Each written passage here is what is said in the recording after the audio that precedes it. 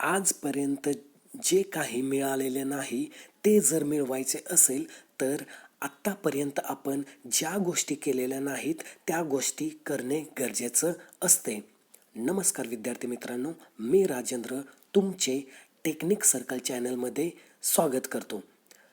सर्वप्रथम मी तुम्हाला technique circle चॅनलबद्दल introduction देतो.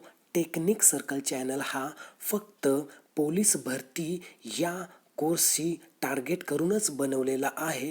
त्यामुळे या चॅनलवर तुम्हाला रोज पोलीस भरतीचे जे विषयानुसार घटकानिहायनुसार जे लेक्चर असतील ते तुम्हाला प्रोव्हाइड केले जातील. त्यामुळे तुम्ही सर्वांनी हा चॅनल सबस्क्राईब करा आणि तुमच्या मित्रांना देखील हा चॅनल सबस्क्राईब करण्यासाठी सांगा आणि त्यांनाही शेअर करा व बाजूला जो बेल आयकॉन असेल तो क्लिक करा, म्हणजे ज्या वेळेस मी नवीन एखादे व्हिडिओ टाकेल त्यावेळेस तुम्हाला ते व्हिडिओ लवकरात लवकर भेटेल. पोलीस भरती 2020. तुम्हाला एक माहीत असेल मित्रांनो, तुमचे असे काही फ्रेंड असतील की जे 3 वर्ष किंवा 4 वर्ष झाले पोलीस भरतीचा अभ्यास करतात, पण त्यांचे सिलेक्शन 5 मार्क 10 मार्क किंवा काही मार्कांनी जात असेल. आणि दुसरेही तुमचे फ्रेंड्स असतील की त्यांचे एकाच वर्षामध्ये सिलेक्शन झालेलं आहे. तर मित्रांनो, तुम्हाला काय करायचं आहे की त्या 2 मित्रांमधला डिफरन्स बघायचा आहे की त्याने काय केलेलं आहे. म्हणजे एका वर्षामध्ये एका विद्यार्थी मित्रांचं जर तुमच्या झालेलं असेल सिलेक्शन, तर त्याने कोणत्या प्रकारची स्ट्रॅटेजी अप्लाय केलेली होती. इनफॅक्ट जे 4 वर्ष झाले याचा अभ्यास करत असतील त्यांना ती पोस्ट मिळाली नाही, म्हणजे त्याने काय केलेले आहे. या जर दोघांमधला डिफरन्स तुम्हाला समजला तर नक्कीच तुम्ही पोलीस भरती जी आगामी येणार आहे त्यासाठी यश संपादन करू शकता. एखाद्या स्पर्धा परीक्षेचा जर अभ्यास करायचा असेल तर आपल्याला योग्य दिशा, योग्य स्ट्रॅटेजी, या स्ट्रॅटेजीने अभ्यास करणे हे फार महत्त्वाचे आहे. कारण स्पर्धा परीक्षा म्हटल्यानंतर स्पर्धा खूपच असते. त्या स्पर्धेमध्ये जो विद्यार्थी योग्य दिशेने इफेक्टिवली राईट स्ट्रॅटेजीने अभ्यास करतो तोच ते यामध्ये यश संपादन करतो. त्यामुळे मी या चॅनलच्याद्वारे विद्यार्थी मित्रांनो तुम्हाला याच गोष्टीचं मार्गदर्शन करण्यासाठी आलेलो आहेत. त्यामुळे हा व्हिडिओ तुम्ही शेवटपर्यंत बघा आणि नक्कीच हा व्हिडिओ तुम्हाला आवडेल अशी मी आशा बाळगतो. तर चला मग आपण आजच्या लेक्चरसाठी बघूया. Step wise study plan police भरती 2020. मित्रांनो, ज्यावेळेस तुम्ही एखाद्या स्पर्धा परीक्षेचा अभ्यास करता त्यावेळेस तुम्हाला एक प्रॉपर प्लॅन असणं गरजेचं आहे. तोच प्लॅन मी आज डिस्कस केलेला आहे आणि तुम्हाला एक रफली पोलीस भरती अभ्यास कशा प्रकारे करायला पाहिजे हे मी तुम्हाला याच्यामध्ये सांगितलेले आहेत. यानंतरचे जे व्हिडिओ येतील ते व्हिडिओ तुम्हाला इन डिटेल विषयानुसार घटकांनुसार विश्लेषण करून मागच्या वर्षीचे प्रश्नपत्रिकाच्या रेफरन्स घेऊन तुम्हाला लेक्चर डिलिव्हर केले जातील. तर आजचा हा फक्त इंट्रोडक्टरी पार्ट आहे. याच्यामध्ये तुम्हाला फक्त बेसिक गोष्टी आणि स्टडी प्लॅन मी सांगितलेला आहे. तर चला तर मग आज बघूया आपण. सगळ्यात अगोदर एक्झामचा अभ्यास करताना आपल्याला ज्या एक्झामसाठी आपण तयारी करतो त्या एक्झामचा सिलॅबस तोंडपाठ असणे गरजेचं आहे. मी इथे स्पेसिफिकली तोंडपाठ म्हणतो कारण ज्यावेळेस एखादा सिलॅबस आपल्याला पाठ असतो त्यावेळेस आपण अभ्यास करतो त्यावेळेस आपल्याला त्या गोष्टी टॅकल होत जातात, म्हणजे आपल्या मेंदूमध्ये राहतात. आपल्याला समजते की हा सिलॅबसमधला पॉईंट आहे आणि हा पॉईंट मी जास्त फोकसने अभ्यास करणे गरजेचं आहे. आणि सिलॅबस बघितल्यामुळे आपल्याला त्या परीक्षेचा जो आवाका आहे, त्या परीक्षेचा जो एरिया आहे तो एरिया टार्गेट करणं सोपं जातं. त्यासाठी आपल्याला सिलॅबस माहीत असणं गरजेचं आहे. कोणत्याही कॉम्पिटेटिव्ह एक्झामचा अभ्यासाला सुरुवात करताना अभ्यासक्रम माहीत असणं फार गरजेचं आहे, बरोबर. आता पोलीस भरती अभ्यासक्रमाचे 3 बेसिक घटक आहेत. पहिला घटक बघितला तर तुम्ही सामान्य अध्ययन, दुसरा घटक गणित व बुद्धिमत्ता, तिसरा घटक मराठी व्याकरण. हे 3 बेसिक घटक आहेत. या घटकानिहायच तुम्हाला काय करायचं आहे, पोलीस भरती 2020साठी अभ्यास करायचा आहे. आता याच्यामध्ये जर तुम्ही बघितलं तर तुमच्या लक्षात येईल की जो सामान्य अध्ययन म्हणजेच त्याला आपण काय म्हणतो की जनरल स्टडीज म्हणतो, यामध्ये कोणते सब टॉपिक आहेत, घटक आहेत हे जर बघितलं तर तुम्ही पहिल्यांदा तुमच्या लक्षात येईल इतिहास पहिला, 2 भूगोल, 3 राज्यशास्त्र, 4 सामान्य विज्ञान, 5 अर्थशास्त्र, 6 चालू घडामोडी. म्हणजे हे 6 घटक तुमच्या सामान्य अध्ययनामध्ये असतील. ते सब घटक आपण पुढे डिस्कस करूया. दुसरा घटक जर बघितला तर गणित व बुद्धिमत्ता. आता गणित व बुद्धिमत्ता यामध्ये कोणते सब टॉपिक आहेत बघा, शेकडेवारी, नफा तोटा, वयवारी, सरळ व्याज व चक्रवाढ व्याज, 5 गुणोत्तर व प्रमाण. हे साधारण घटक मी घेतलेले आहेत. याचा अर्थ याच्यामध्ये अजून बरेचसे घटक आहेत, फक्त मी तुम्हाला एक जस्ट प्लॅन सांगण्यासाठी इतके घटक मी जनरली घेतलेले आहेत. चला पुढे बघूया. आता तिसरा घटक मराठी व्याकरण. मराठी व्याकरणामध्ये काय आहे, शब्दाच्या जाती, विभक्ती, प्रयोग, समास, अलंकार, शब्दसिद्धी हे मुख्य घटक मराठी व्याकरणमध्ये आहेत. आता तुम्हाला पोलीस भरतीचा जो सिलेबस आहे तो सिलेबस कळलेला आहे घटकनिहाय. आता मी तुम्हाला सांगतो की एकदा तुम्ही सिलेबस व्यवस्थित वाचला, तुमचा सिलेबस पाठ झाला, त्यानंतर डिरेक्टली तुम्ही कुठलाही अभ्यास करण्यासाठी कोणतंही रेफरन्स बुक घेऊ नका. त्याच्या अगोदर तुम्हाला 1-2 स्टेप करायचे आहेत जे की मी तुम्हाला सांगत आहे. आता त्याच्यानंतरची एकदा तुमचा सिलेबस तोंडपाठ झाला किंवा तुमच्या लक्षात राहिला, त्यानंतर जी दुसरी स्टेप आहे ती काय आहे, मागील वर्षाच्या प्रश्नपत्रिका यांच्या प्रश्नांचा आढावा घेणे. मित्रांनो, ही जी स्टेप आहे ती सगळ्यात महत्त्वाची आहे. कारण जर तुम्ही जास्त अभ्यास केला किंवा जे 2-4 पब्लिकेशनचा पूर्णपणे पाठ करून जरी तुम्ही पोलीस भरती या एक्झामसाठी गेला तरीसुद्धा तुम्हाला 100पैकी 100 मार्क पडणे याची गॅरंटी नसते. तर त्यासाठी तुम्हाला त्याची पूर्वतयारी करणं गरजेचं असतं. कारण एखादी एक्झाम ही त्याच वर्षी घेतलेली जात नसते, ती एक्झाम मागच्या बऱ्याच वर्षापासून घेतलेली जात असते. जर तुम्ही मागच्या 1-2 वर्षाच्या ज्या प्रश्नपत्रिका बघून त्यांचं जर तुम्ही विश्लेषण केलं किंवा ॲनालिसिस केलं तर तुमच्या बऱ्याचशा गोष्टी एक्झामबद्दलचे जी तुमचे भ्रम असतील ते क्लिअर होतील. म्हणजे कोणत्या टॉपिक हा जर टॉपिक असेल तर या टॉपिकवर कुठल्या डेप्थपर्यंत म्हणजे कोणत्या खोलीपर्यंत प्रश्न विचारले गेलेले आहेत, कोणत्या अँगलने तो प्रश्न विचारला गेलेला आहे, फॅक्च्युअल प्रश्न विचारलेला आहे का कन्सेप्च्युअल प्रश्न विचारलेले आहेत, या गोष्टींचे जे क्लॅरिफिकेशन जर तुम्हाला पाहिजे असेल तर तुम्हाला मागील वर्षाच्या प्रश्नपत्रिकांचं विश्लेषण करणं हे गरजेचं असतं. कारण मागील वर्षाचे विश्लेषण केल्यानंतरच तुम्ही या वर्षी किंवा आगामी वर्षीसाठी कोणत्या प्रकारचा प्रश्न येऊ शकतो याचं नक्कीच भाकीत करू शकतो. त्यासाठी हा घटक तुम्ही अभ्यास करणं फार गरजेचं आहे. आता मागच्या वर्षीच्या प्रश्नपत्रिकांचा आढावामध्ये काय आहे बघा, मागील वर्षाच्या प्रश्नपत्रिका पाहिल्यानंतर आपल्याला अभ्यासक्रमामधील घटकामधून कोणत्या प्रकारचा प्रश्न विचारलेला आहे, कशा प्रकारे प्रश्न विचारले गेलेले आहेत, किती खोलीपर्यंत आहेत तो प्रश्न विचारला आहे, फॅक्च्युअल आहे किंवा कन्सेप्च्युअल आहे, जे की मी आत्ताच सांगितलेलं आहे. या प्रकारच्या ज्या गोष्टी आहेत त्या तुमच्या क्लिअर होतील. त्यासाठी तुम्हाला मागच्या वर्षाचे प्रश्नपत्रिका बघणे गरजेचं आहे. मित्रांनो, हे स्किप करू नका. जर तुम्हाला 2020 या वर्षीच्या पोलीस भरतीमध्ये वर्दी पाहिजे असेल, युनिफॉर्म पाहिजे असेल तर तुम्ही ज्या मी स्टेप सांगतोय ते फॉलो करा. म्हणजे तुम्हाला जे गोष्टी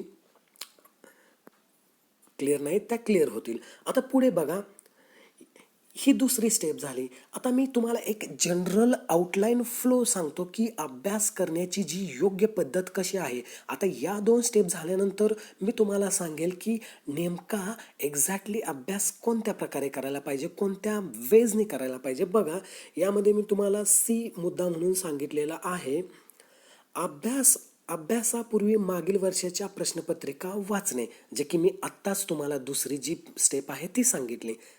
त्यानंतर वाचलेल्या प्रश्नांचे स्वरूप समजून घेणे व त्यानुसार अभ्यास करणे. प्रश्न फक्त वाचून सोडायचे नाहीत मित्रांनो. प्रश्न वाचल्यानंतर तुम्हाला काय करायचं आहे, त्याचे स्वरूप समजून घ्यायचं आहे, की ज्याप्रमाणे मी आताच सांगितलं की तो फॅक्च्युअल आहे का कन्सेप्च्युअल आहे. आता बऱ्याच विद्यार्थ्यांना फॅक्च्युअल प्रश्न आणि कन्सेप्च्युअल प्रश्न माहीत नसतो. फॅक्च्युअल प्रश्न म्हणजे कसे प्रश्न असतात की ते फॅक्ट बेसिस असतात, म्हणजे की त्याच्यावर एखादी आकडेवारी विचारली जाते किंवा ट्रू फॅक्ट विचारला जातो. जसं की भारताचे क्षेत्रफळ किती आहे, महाराष्ट्राचे क्षेत्रफळ किती आहे, भारताला समुद्रकिनारा किती लाभलेला आहे, हे जे आहे ते फॅक्ट आहेत. कन्सेप्च्युअल प्रश्न कोणते आहेत, हवामान आहे, पाऊस कोणत्या प्रकारचा पाऊस पडतो, ने नैऋत्य मान्सून पाऊस असतो, तुमचा प्रतिरोधक पाऊस पडतो, ह्या ज्या गोष्टी आहेत ह्या कन्सेप्च्युअल गोष्टी आहेत. तर दोन प्रकारचे प्रश्न असतात, तर तो अँगल तुम्ही समजून घेणं गरजेचं आहे. केलेल्या अभ्यासाचे योग्य प्रकारे रिव्हिजन करणे. जर तुम्ही अभ्यास केला आणि जर तुमचं रिव्हिजन नसेल आणि तुम्ही पुढच्या मुद्द्याकडे किंवा पुढच्या टॉपिककडे जर जात असाल तर तुम्ही फार मोठी इथे चूक करता. कारण तुम्ही पुढच्या मुद्द्याला जायच्या अगोदर आत्तापर्यंत जेवढ्या गोष्टी तुम्ही केलेल्या आहेत त्या गोष्टीचं रिव्हिजन होणं फार महत्त्वाचं आहे. रिव्हिजन हा खूप महत्त्वाचा पॅरामीटर किंवा फॅक्टर आहे सिलेक्शन प्रोसेसमध्ये. कारण जर तुम्ही पुढे पुढे वाचत गेला तर तुमचं मागचं विसरण्याचे चान्सेस खूप असतात. त्यामुळे रिव्हिजन गरजेचं आहे.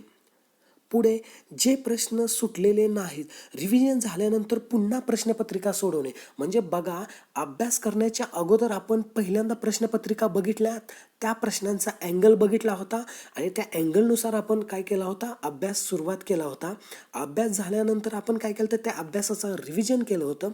रिव्हिजन केल्यानंतर आपल्याला काय करायचं आहे, पुन्हा क्वेश्चन पेपर सॉल्व करायचा आहे. आणि ज्या वेळेस या रिव्हिजननंतर तुम्ही क्वेश्चन पेपर सॉल्व कराल त्यावेळेस बऱ्याचशा गोष्टी तुमच्या क्लिअर होतील. आणि ज्या गोष्टी क्लिअर झालेल्या नाहीत किंवा एखादा प्रश्न तुम्हाला समजलेला नाहीत तर तो नोट डाऊन करा. आणि नोट डाऊन केल्यानंतर नेक्स्ट टाईम ज्यावेळेस तुम्ही अभ्यास करता त्यावेळेस त्या अभ्यासामध्ये तो टॉपिक इन्क्लूड करा आणि त्याचा अभ्यास करा व पुन्हा काय करा, तुम्ही रिव्हिजन करा. रिव्हिजन नंतर परत तुम्ही क्वेश्चन पेपर सॉल्व करा. पुन्हा तुम्हाला ज्या क्वेश्चन पेपरमध्ये ज्या गोष्टी अडलेल्या आहेत त्या नोट डाऊन करा. परत तुमच्या अभ्यासामध्ये काय करा, त्या इन्क्लूड करा. या प्रकारची सायकल तुमच्या अभ्यासामध्ये असणं गरजेचं आहे. आता बऱ्याच विद्यार्थी मित्रांना प्रॉब्लेम हा येतो की आम्हाला रिव्हिजनचं हे तुम्ही चक्र सांगितलं, क्लोज लूप सांगितला, पण याचं डे वाईज काय प्लॅनिंग आहे का? मी डे वाईजसुद्धा तुम्हाला प्लॅनिंग याचं सांगतो की एका आठवड्याचं जे प्लॅनिंग असतं ते इफेक्टिव्ह असतं, जे की 15 किंवा महिन्याचं जर तुम्ही घेतलं तर. कारण एका आठवड्याचा जर अभ्यास तुम्ही रिव्हिजनमध्ये क्लोज लूपमध्ये घेतला तर तो इफेक्टिव्ह होतो. आता कसा होतो बघा, मी सांगतो तुम्हाला. मंगळवार, बुधवार, गुरुवार, शुक्रवार हे जे 4 दिवस तुमचे आहेत, या 4ही दिवशी तुम्हाला काय करायचे आहेत, अभ्यास करायचा आहे. अभ्यास म्हणजे काय, घटकनिहाय इतिहास, भूगोल, सामान्य विज्ञान ह्या ज्या गोष्टी आहेत यांचा अभ्यास करणे गरजेचं आहे. शनिवार, रविवार या दिवशी तुम्हाला काय करायचं आहे, या मागील 4 दिवसामध्ये ज्या अभ्यास तुम्ही केलेला आहे घटकांचा तो घटक तुम्हाला रिवाईज करायचे आहेत या 2 दिवसामध्ये. आणि जो सोमवारचा दिवस तुम्हाला भेटतो त्या सोमवारच्या दिवशी तुम्हाला काय करायचं आहे, या रिव्हिजनच्याच बेसवर नवीन क्वेश्चन पेपर सॉल्व करायचा आहे. विद्यार्थी मित्रांनो, हा तुम्ही क्लोज लूप बनवा. नेसेसरी नाही की मी ज्याप्रमाणे सांगितले त्याप्रमाणेच तुम्ही आठवड्याचं नियोजन करा. तुम्ही 15 दिवसाचंही करू शकता. मी माझं मत व्यक्त केलेलं आहे, कारण बरेच सक्सेस झालेले विद्यार्थी हाच प्लॅन सांगतात.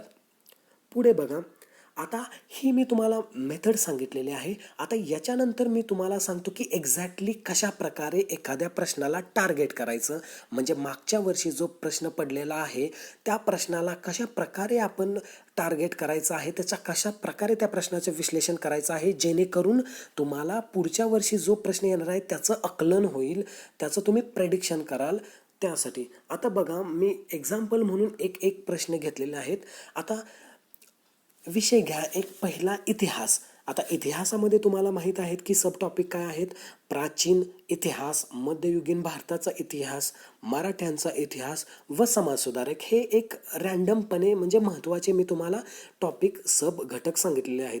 आता नमुना प्रश्न घ्या, जो की नमुना प्रश्न म्हणजे मागच्याच वर्षी 1-2 वर्षापूर्वी पडलेले मी प्रश्न इथे घेतलेले आहेत आणि याचं विश्लेषण मी तुम्हाला सांगतो की या विश्लेषणानुसार तुम्हाला काय करायचं आहे, तुमचा स्टडी प्लॅन आणि स्टडी करायचा आहे, जो की इफेक्टिव्ह होईल. आता बघा, नमुना प्रश्न 1 जर तुम्ही घेतला तर 1857च्या उठावाची सुरुवात कुठे झाली? बघा, हा जर प्रश्न असेल तर तुम्ही आता हा प्रश्न कसा बघेल? बरेच जण काय करतील, मागच्या वर्षीचे प्रश्न घेतील, 1857ला हा उठाव कुठे झाला, इथे झाला, एवढंच करतील. आपल्याला काय करायचं आहे की याच्याही पुढे जायचं आहे, कारण 2020 या वर्षी खूप कॉम्पिटिशन वाढलेलं आहे. त्यामुळे जर त्या कॉम्पिटिशनमध्ये आपल्याला टिकून राहायचं असेल तर या पद्धतीचा अभ्यास करणं फार गरजेचं आहे. बऱ्याच जणांना हा थोडा डीपमध्ये वाटेल, पण डीपमध्ये नसणार आहे मित्रांनो, कारण कॉम्पिटिशनच इतकी हाय होऊन गेलेले आहे. त्यामुळे तुम्हाला त्या कॉम्पिटिशनमध्ये जर टिकायचं असेल तर इतक्या डेप्थमध्ये थोडाफार अभ्यास करणं गरजेचं आहे. 2012-10च्या वेळेचा वेगळा काळ होता, त्यावेळेस जास्त कॉम्पिटिशन नव्हती, यावेळेस कॉम्पिटिशन फार आहे. त्यामुळे याच प्रकारे अभ्यास करणं इफेक्टिव्ह होतो. आता बघा, नमुना प्रश्न काय होता आपला? 1857च्या उठावाची सुरुवात कुठे झाली होती? ऑप्शन 1 मेरठ, जो की Meerut Uttar Pradesh. Option 2 Delhi. Option 3 Kolkata. Option 4 Agra. आता याचं उत्तर काय आहे बघा, विश्लेषणमध्ये मी दिलेलं आहे मेरठ उत्तर प्रदेश आहे. आता याचं जर विश्लेषण तुम्ही करायचं असेल तर कशा प्रकारे हा तुम्ही प्रश्न टॅकल करू शकता किंवा कशा प्रकारे ह्याचं विश्लेषण तुम्ही करू शकता? बघा, 31 मे 1857 ही तारीख उठावाची पूर्वनियोजित तारीख होती. बरोबर आहे, म्हणजे 1857 जो उठाव करायचा होता त्यावेळेस क्रांतिकारकांनी 31 मे 1857 ही डेट फिक्स केली होती. पण 29 मार्च 1857 बराकपूर येथील छावणीमधील मंगल पांडे या शिपायाने एका ब्रिटिश अधिकाऱ्यावर गोळ्या झाडल्या व उठावाची तोफ गाडली. म्हणजे उठावाची जी तारीख होती 31 मे, तर त्या 31 मेच्याच अगोदर मंगल पांडे यांनी काय केलेलं आहे, उठावास प्रारंभ केलेला आहे. या गोष्टीमधून तुमच्या काय लक्षात आलं, तर 1857 या उठावाची तारीख कोणती होती हे तुमच्या लक्षात आलं. 1857ची जी ही तारीख होती, तर याच्या अगोदर उठाव केव्हा सुरुवात झाली ते ही तारीख तुमच्या लक्षात आली. कोणी केली, कोणत्या व्यक्तीने, हेही तुमच्या लक्षात आले की मंगल पांडे यांनी केली. कुठे केली? बराकपूर छावणीमध्ये केली, हेही तुमच्या लक्षात आलेलं आहे. म्हणजे हे फॅक्ट तुमच्या लक्षात आले आहे आणि हेच फॅक्ट लक्षात ठेवणं गरजेचं आहे, कारण पुढच्या वर्षीचा जो प्रश्न येणार आहे ती याच फॅक्टमधून येणार आहे. बरोबर आहे. बघा पुढे अजून काय आहे, 1857 उठावाचे दिल्ली हे क्रांतिकारकांचे मुख्य केंद्र बनलेले होते. म्हणजे ज्या की गोष्टी किंवा जे सूत्रे आहेत 1857 या उठावाचे क्रांतिकारकांची, ते दिल्लीमधूनच सगळी सूत्र हालत होते, हे तुमच्या लक्षात राहणं गरजेचं आहे. दिल्ली हे केंद्रक होते. आता बघा, दिल्ली जर केंद्रक होते तर दिल्लीमध्ये कोणी नेतृत्व केलं होतं, जे भारतीय कोणत्या क्रांतिकारकाने नेतृत्व केलं होतं 1857चं? तर इथे मी दिलेलं आहे तुमच्यासाठी की बहादूर शाह जफर दुसरा व त्याचा सेनापती बख्त खान यांनी दिल्ली येथे 1857 या उठावाचं काय केलं होतं, भारतातर्फे नेतृत्व केलं होतं. आणि जर ब्रिटिश अधिकारी कोण होता तिथे, तर विल्यम हडसन या ब्रिटिश अधिकाऱ्यांनं तिथं काय केलं होतं, 1857चे नेतृत्व करून 1857चा दिल्लीमध्ये जो उठाव झाला होता तो मोडीत काढला होता. बघा मित्रांनो, हे इतके फॅक्ट तुम्हाला क्लिअर होणं गरजेचं आहे आणि इतके जर फॅक्ट क्लिअर झाले तुमचे, तर 2020मध्ये याच्या पलीकडे कुठल्याही प्रकारचा प्रश्न येणार नाही, याची मी तुम्हाला गॅरंटी देतो. आता पुढचा विषय बघा. आता इतिहासाचा एक मी प्रश्न तुम्हाला सांगितलं, तर भूगोल हा घटक बघा. या भूगोल घटक बघण्यासाठी बघा, याच्यामध्ये भूगोल घटक कोणते कोणते आहेत बघा. महाराष्ट्राचा भूगोल, भारताचं भूगोल आणि जगाचा भूगोल, इतके घटक आहेत. आता यातला आपण एक नमुना प्रश्न जो की मागच्या वर्षी पडलेला आहे तो मी तुम्हाला घेऊन सांगतो. बघा प्रश्न, महाराष्ट्रातील कोणत्या जिल्ह्याला सर्वाधिक समुद्रकिनारा लाभलेला आहे?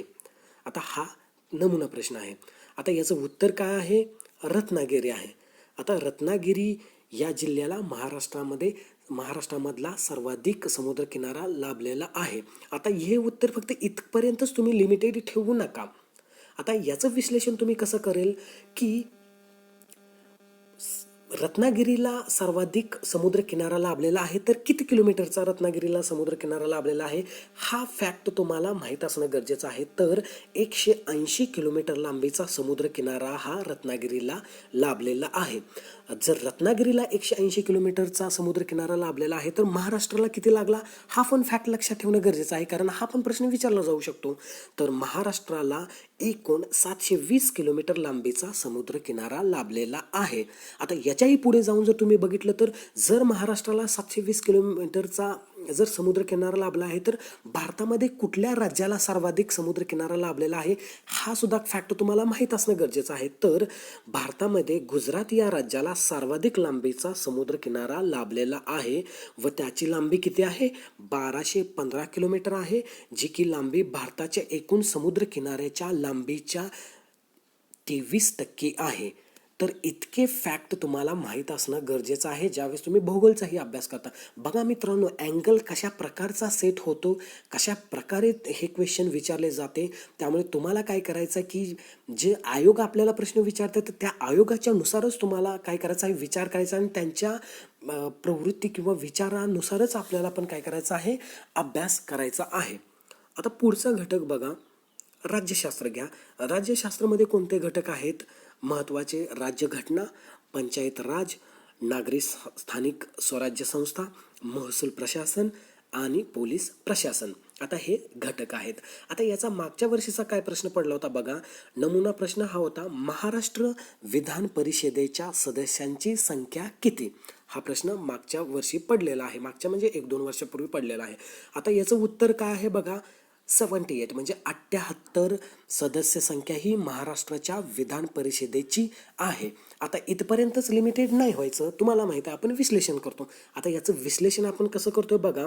महाराष्ट्र विधान परिषदेच्या सदस्य संख्या आपल्याला माहिती आहे 78 आहे. तर आता विधान परिषद हे नेमकी काय कन्सेप्ट आहे हे तुम्हाला माहीत असणं गरजेचं आहे. आता विधान परिषद हे कुठून आलं याच्यासाठी तुम्हाला राज्य विधिमंडळ समजणं गरजेचं आहे. आता राज्य विधिमंडळ म्हणजे काय आहे की प्रत्येक राज्यामध्ये जे प्रशासन असते ते प्रशासन त्या राज्यामधला कारभार बघत असतं. त्या प्रशासनाला आपण काय म्हणतो, राज्य विधिमंडळ.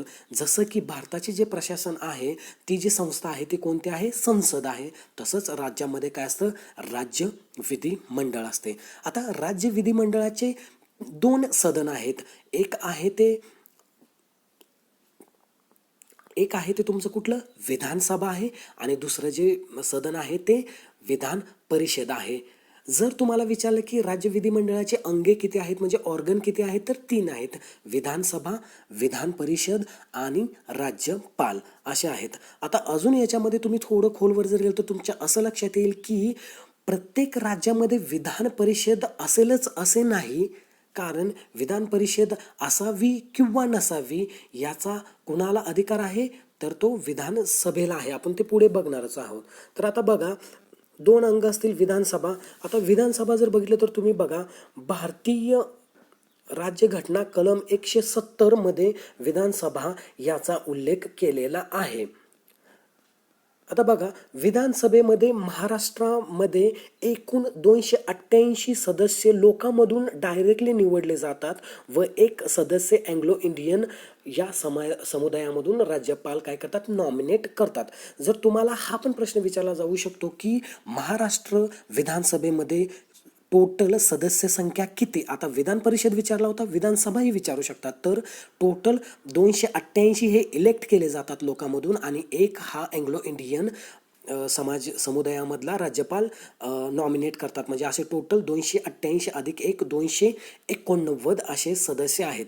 जर 288 दिले असेल तर 288 तुम्ही आन्सर लिहा. जर 289 दिले असेल तर 289 हा तुमचा राईट ऑप्शन असेल. आता हा झाला विधानसभा. तर दुसरं जे सदन आहे ते कुठलं आहे तुमचं, विधान परिषद आहे. आता विधान परिषदेमध्ये महाराष्ट्रामध्ये 78 जागा आहे, जे की आपलं उत्तर आहे. आता याच्यामधलं थोडं विश्लेषण आपण बघूया. तर त्या 78 सदस्य संख्यापैकी काही उमेदवार शिक्षक मतदारसंघातून, तर काही उमेदवार पदवीधर मतदारसंघातून, तर काही उमेदवार हे विधानसभा मतदारसंघातून एक पर्सेंटेज वाईज घेतले जातात. पर्सेंटेज वाईज म्हणजेच कसं, 1/3, 1/6, 1/12 असे घेतले जातात वेगवेगळ्या पर्सेंटेजनुसार. आता भारतीय संविधान कलम 169 नुसार एखाद्या राज्यामध्ये विधान परिषद निर्माण करण्याची वा अस्तित्वात आणण्याची किंवा बरखास्त करण्याचे अधिकार कोणाला आहे, तर त्या राज्यामधल्या विधानसभेला आहे. मी आत्ताच तुम्हाला हे सांगितलेलं आहे. आता भारतीय संविधान कलम 171 मध्ये विधान परिषदेच्या रचनेचा उल्लेख केलेला आहे. म्हणजे हे फॅक्ट तुम्हाला माहीत असणं गरजेचं आहे. याच्या पुढचा जर अंग बघितला आपण विधिमंडळाचं, तर हा आहे की राज्यपाल. आता राज्यपाल काय आहे बघा, राज्यपाल हे राज्य विधिमंडळाचे एक अंग आहे. भारतीय संविधान कलम 153 नुसार प्रत्येक राज्यात एक राज्यपाल असावा याची तरतूद करण्यात आलेली आहे. म्हणजे हे कलम सुद्धा तुम्हाला राज्यपालचं माहीत असायला पाहिजे की 153 कलमाअंतर्गत राज्यपालाची तरतूद भारतीय संविधानामध्ये करण्यात आलेली आहे. कदाचित हा पण प्रश्न विचारला जाऊ शकतो. तर 7वी घटना दुरुस्ती 1956 नुसार एक व्यक्ती एका राज्यापेक्षा अधिक राज्यांचा राज्यपाल असू शकतो अशी तरतूद करण्यात आली ही घटना दुरुस्तीनुसार. हे सुद्धा तुम्हाला माहीत असणं गरजेचं आहे. तर आता जर तुम्ही बघितलं तर ही अमेंडमेंट म्हणजे घटना दुरुस्ती झालेली आहे सध्या कोणत्या राज्यामध्ये लागू होते, तर उत्तर प्रदेशच्या ज्या राज्यपाल आहेत आनंदीबेन पटेल यांना मध्य प्रदेश राज्याच्या राज्यपाल या पदाचा अतिरिक्त भार दिलेला आहे. कारण मध्य प्रदेश राज्याचे राज्यपाल लालजी टंडन यांचे नुकतेच निधन झालेले आहे. त्यामुळे त्यांना काय करण्यात आलेला आहे, हा अतिरिक्त प्रभार राज्यपालचा मध्य प्रदेशचा दिलेला आहे. मे बी हा चालू घडामोडीवर सुद्धा प्रश्न विचारला जाऊ शकेल की आनंदीबेन पटेल ज्या उत्तर प्रदेश राज्याच्या राज्यपाल आहेत यांना कोणत्या राज्याचा अतिरिक्त प्रभार देण्यात आलेला आहे, तर तुम्हाला माहीत असणं गरजेचं आहे की मध्य प्रदेश या राज्याचा देण्यात आलेला आहे. कोणत्या राज्यपालाच्या जागेवर ते आलेले आहेत हे सुद्धा तुम्हाला माहीत असणं गरजेचं आहे. तर कोण आहे, तर लालजी टंडन आहे, ज्यांचा नुकताच काय झालेला आहे, निधन झालेलं आहे. नंतर हा जर तुम्हाला प्रश्न विचारला की एका राज्यापेक्षा एक व्यक्ती एका राज्यापेक्षा अधिक राज्यामध्ये राज्यपाल म्हणून काम करत असेल तर कोणत्या घटना दुरुस्तीनुसार, तर हे मी आत्ता सांगितलं की 7वी घटना दुरुस्ती 1956. बघा मित्रांनो, या प्रकारे ज्यावेळेस तुम्ही अभ्यास कराल त्यावेळेस तुमचा कुठलाही प्रश्न सुटणार नाही याची मी तुम्हाला शाश्वती दिलेली आहे. आता बघा पुढचा घटक सामान्य विज्ञान. सामान्य विज्ञानमध्ये काय आहे बघा, घटक भौतिकशास्त्र, रसायनशास्त्र, प्राणीशास्त्र व वनस्पतीशास्त्र हे घटक आहेत. आता यामधला नमुना प्रश्न बघा, म्हणजे सामान्य विज्ञानचे प्रश्न आपण कशा प्रकारचे टॅकल करू शकतो किंवा त्यांचं कशा प्रकारे विश्लेषण करू शकतो. बघा मागील वर्षाचा प्रश्न, शरीरातील ऑक्सिजनचा वाहक म्हणून कोण कार्य करते, म्हणजे शरीरामधला जो ऑक्सिजन आहे तो वाहत नेण्याचं काम कोण करतं, तर बघा पहिला ऑप्शन थायमिन आहे, दुसरा ऑप्शन हेमोग्लोबिन आहे, तिसरा मेलॅनिन आहे और चौथा यापैकी नाही. आता याचं योग्य उत्तर काय आहे, तर हेमोग्लोबिन सगळ्यांना माहीत असेल. आता हेमोग्लोबिन इतकं माहीत असणं गरजेचं आहे का, नाही, कारण कॉम्पिटिशन खूप जास्त आहे.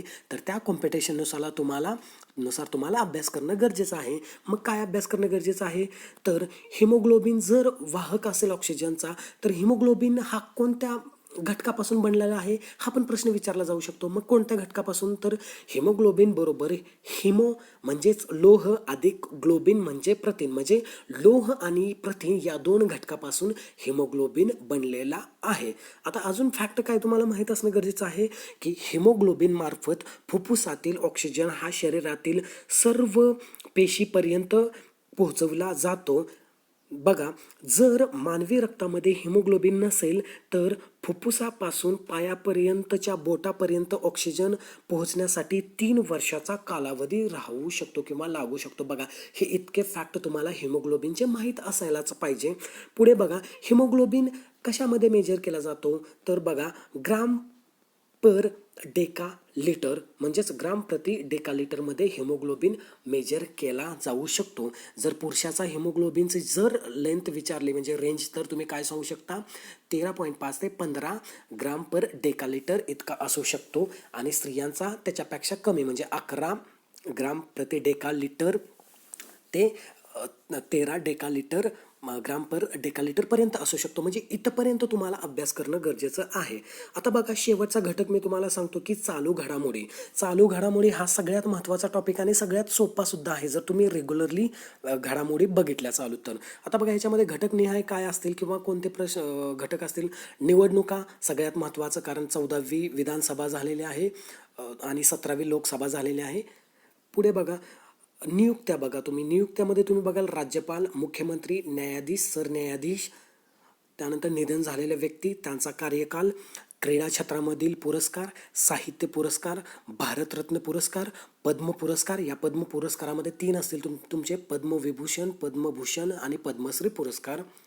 ऑस्कर अवॉर्ड असतील, नोबेल पुरस्कार असतील, रॅमन मॅग्सेस पुरस्कार असतील. ह्या घटक आहेत. आता याच्यामधला मी तुम्हाला कोणता प्रश्न येऊ शकतो हे तुम्हाला मी आत्ता सांगू शकतो की मी प्रेडिक्शन करतो की हा प्रश्न येऊ शकतो. बघा आता कोणता नमुना प्रश्न बघा. नुकतेच भारताचे सरन्यायाधीश या पदी कोणाची नियुक्ती करण्यात आलेली आहे किंवा झालेली आहे? ऑप्शन बघा, 1 रंजन गोगोई, 2 दीपक मिश्रा, 3 शरद अरविंद बोबडे, 4 न्यायमूर्ती चंद्रचूड. आता याचं योग्य उत्तर काय आहे मित्रांनो? शरद अरविंद बोबडे. आता हा प्रश्न पोलीस भरतीसाठी का महत्त्वाचं झालं हे मी तुम्हाला सांगतो. कारण सर्वोच्च न्यायालयाचे सरन्यायाधीश महाराष्ट्रामध्ये बघण्याची काय गरज आहे? कारण महाराष्ट्रामध्ये मुख्यमंत्री आलेत किंवा बाकीच्या गोष्टी आहेत. कारण याचं महत्त्वाचं कारण म्हणजे काय की शरद अरविंद बोबडे हे सर्वोच्च न्यायालयाचे 47वे सरन्यायाधीश बनलेले आहेत. ते महाराष्ट्रातील सर्वोच्च न्यायालयाचे सरन्यायाधीश होणारे 4थे व्यक्ती ठरलेले आहेत. म्हणजे महाराष्ट्रामधले ते 4थे व्यक्ती ठरलेले आहेत. त्यामुळेच महाराष्ट्रामधल्या ज्या की महाभरती होणार आहे त्यासाठी करंट अफेअरसाठी हा प्रश्न खूप महत्त्वाचा आहे. त्यामुळे मी घेतलेला आहे. महाराष्ट्रातील 4थे व भारतातील कितवे? 47वे सरन्यायाधीश झालेले आहेत. याच्या अगोदरचे कोण सरन्यायाधीश होते? तर रंजन गोगोई होते. आता रंजन गोगोई यांच्याबद्दलचा एक फॅक्ट तुम्हाला माहीत असणं गरजेचं आहे. तो कोणता?